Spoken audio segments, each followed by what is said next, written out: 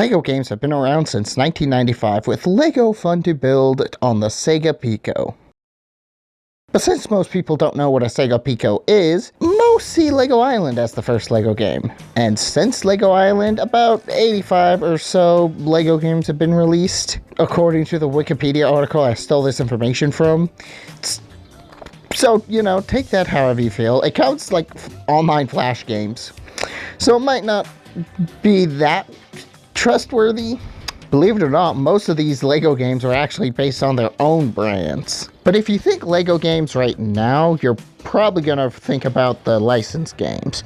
And most likely, it's going to be Star Wars. Nostalgia. But believe it or not, Star Wars was not the first license adapted into games.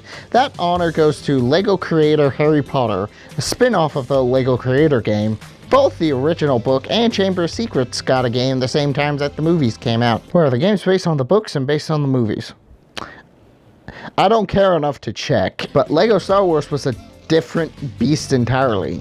Instead of being a park manager, a digital model builder, or like any other game genre that just kind of had a LEGO coat of paint brushed onto it. No offense, LEGO Racers, you're amazing. LEGO Star Wars kind of did its own thing and was its own unique take on a collectathon. And obviously, people liked it because this game got many, many successors.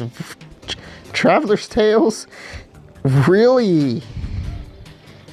Well, they know when they got a good thing going. Oh yeah, Traveler's Tales. Nowadays they're known mostly for making these games, but even before the LEGO games, they had a bit of a pedigree behind them. They made games like Sonic 3D Blast, Sonic R, Crash Bandicoot The Wrath of Cortex, and Rascal.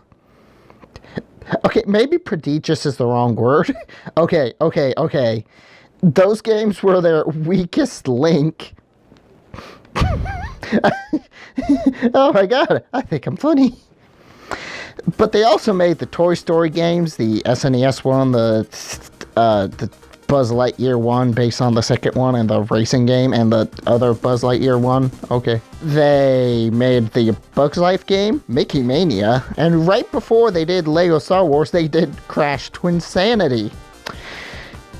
Huh. Yeah, Traveler's Tales knew how to make a good tie-in game, and you could tell how much effort they put into whatever games they're given. So, yeah, probably giving a LEGO game to them was a good call in the end. And as you could probably guess, LEGO Star Wars, it did pretty well. Yeah, LEGO Star Wars was a massive hit, but I'm sure to some surprise, it didn't cover the original trilogy, it just covered the new ones. Which is even weirder because the actual toys did both the prequels and the OG movies. So, the game only covered the prequels, outside of like one bonus level. And it would be kind of stupid not to make a game based on the original trilogy. Yet LEGO Star Wars 2 was an inevitability. Released on September 12th in the US, coincidentally, releasing alongside re-releases of the movies the games are based on. Oh boy, market synergy. It did alright. It sold 1.1 million copies in its first week, and by 2009 it sold 8 million copies. Oh lord! And that shows even the general public has a bias for the original trilogy over the prequels. They're not that bad, I swear. They're just kind of talky. So, Lucasfilm had a massive success on their hands. And, Lucasfilm wasn't the only company doing well, as the LEGO Group itself was enjoying a bit of a success, especially since this was, in that time where they weren't exactly doing so hot. So, having the brand be connected to one of the most successful games of the era, pretty positive, pretty good. So they decided to ride that success for the rest of the time, basically. But before they moved on to all the franchises they eventually did, they had to get LEGO Star Wars 1 and 2 onto newer platforms. Because the first game only came out on the last gen, and the sequel came out on the last gen, plus Xbox 360. Or was 360 the one? So someone came up with the brilliant idea of just mashing the two games together into one full game. 1 year after LEGO Star Wars 2, LEGO Star Wars The Complete Saga came out, and it did pretty well. 15 million copies. Well, to be clear, I'm covering The Complete Saga instead of the first two games separately. Because, it includes all the content from the first two, as well as, new things that are, meh. It's also still on the market, as you can buy the game on Steam for $20 and can also get mods for that version, you know, if you can figure out how that works. I never can. With that being said, I'm not playing the Steam version, I'm playing the Wii version. Because, look, I bought all these games before I got a PC, and my PC doesn't like it when I record games from it. So you know what? Wii version. Despite the fact that I'm playing on the Wii, the graphics are not compromised compared to the HD versions. It looks really, really good for Wii.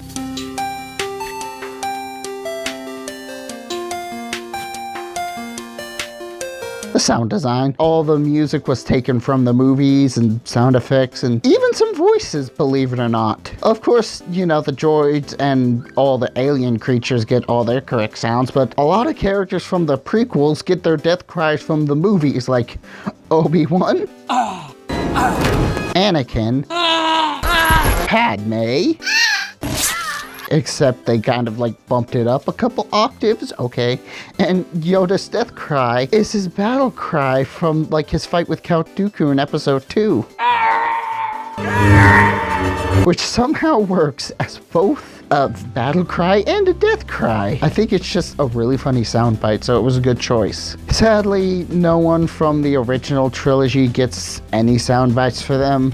It just get generic screaming, and that's kind of sad, honestly, because you can't tell me they didn't try to fit Luke's no into his death cry at all.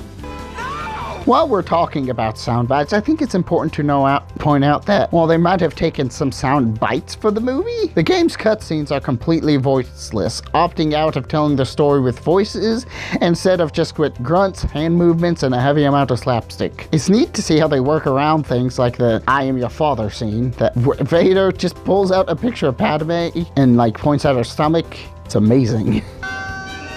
What's even more amazing is how straight they play some scenes. You'd expect them to play scenes like Obi-Wan's death, the fight on Mustafar, and Qui-Gon's death with at least, I don't know, some levity, maybe some humor, but it's taken completely seriously. At the end of the day, like the sounds and the graphics and all that, those are just like tertiary stuff. What matters is the gameplay, and that takes a little explanation. Well, not the moment-to-moment gameplay. That's just breaking objects and building them back up. And, like, occasionally you get into combat, and at that point you kind of just press one button, and that's about it. Gameplay's not about the combat. It's mostly about solving environmental puzzles, and most of them are pretty great. And some of them are that cart puzzle. But, you know, other than that, I never really got stuck on any environmental puzzles, except... yeah, repeat. Vehicle missions are also here. Oh my god, these things are abhorrent. It's super slippery. You can't hit anything. And it's like... there's one level in The Empire Strikes Back that requires you to carry 5 photon torpedoes, and you can only carry 3. You die super easily. It's loud and annoying. The gameplay... oh god, the vehicle levels are so bad. But what's the end goal? Why do you do all this? Well, to play reinterpretations of the movies, obviously. But if you're just here for that, you get 36 levels, and so you've still got a little bit of playtime ahead of you. But when you finish each level, you notice 2 things. 1, you unlock free play mode, and 2, you get a gold brick. The gold bricks are essentially a checklist, as you get one for pretty much everything in the game.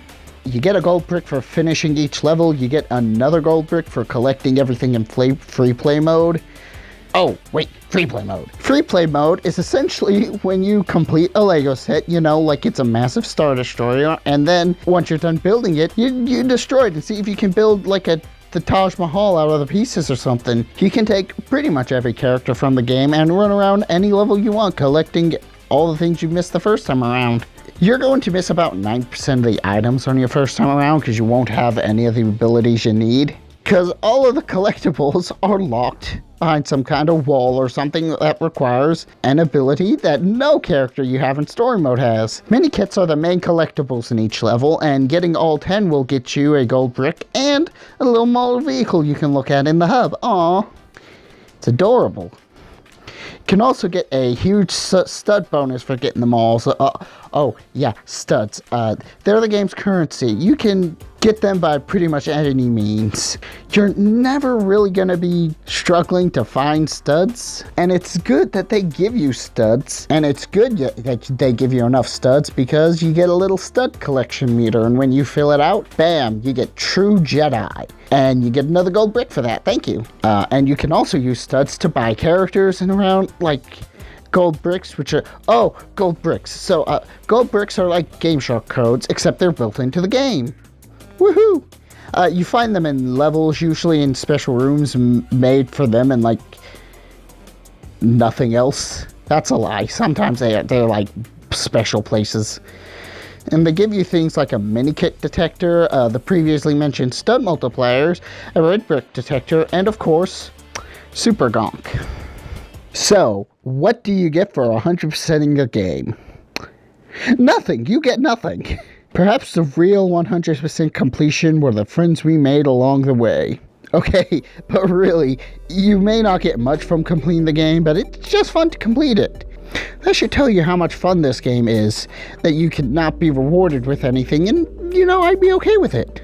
Okay, fine. You do get rewards for getting all the gold bricks. It's this stud fountain in the courtyard of the Mos Eisley Canteen, which unlocks all the red bricks after I've gotten them all. Okay, now I'm offended. Okay, time to wrap this up. LEGO Star Wars The Complete Saga is the one LEGO game I'll recommend to anyone, as it is very high quality and most consider it the best LEGO game ever made. Would I consider it that? No, I don't. I think a couple of the future LEGO games rank much higher than this one. But I'll say, after all, like 23 counting the Skywalker Saga, which isn't out yet, this would rank like number 4 on the list. Don't let my ranking of the game give you the wrong idea. I love this game so much as everyone else. It's rather high on the list. Why am I saying that? The humor, the animation, all the collectibles, the sound design. It just hit everything right on the head. And 15 years later, still one of the best LEGO games you can play. So, that's the end of the video, isn't it? First off, hi, thank you for watching. I've been working on trying to get this video done for about a year. It's a bit depressing when you look at the video length, isn't it? But yeah, it's a long time coming. I'm not only doing LEGO Star Wars, I'm gonna do the other LEGO games made by Traveler's Tales. So, you know, look forward to that. It won't take a year, I promise. And I've even got a couple of other videos working, getting done. I'm sleepy and words are hard. Forgive me. Yeah, I got social medias. I already have, like, 2 other videos. Is it 2 other videos? I've got a single other video you can watch. Whatever, I'll just put it on the annotations at the end, because apparently I can do that now, and I don't know how to be a YouTuber. I have social medias. Y'all want to follow them, they'll be in the description, and that's about it. I'm taking a nap.